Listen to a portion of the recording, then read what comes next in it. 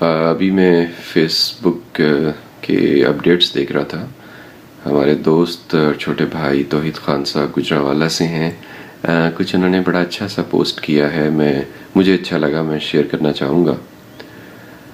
مجھے اب ڈر نہیں لگتا کسی کے دور جانے سے، تعلق ٹوٹ جانے سے، کسی کے مان جانے سے، کسی کے روٹھ جانے سے.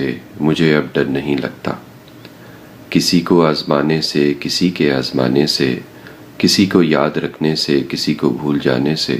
مجھے اب ڈر نہیں لگتا کسی کو چھوڑ دینے سے، کسی کے چھوڑ دینے سے، شمع کو بجھانے سے، نہ شمع کو جلانے سے. مجھے اب ڈر نہیں لگتا اکیلے مسکرانے سے، کبھی آنسو بہانے سے، نہ اس سارے زمانے سے، حقیقت سے فسانے سے.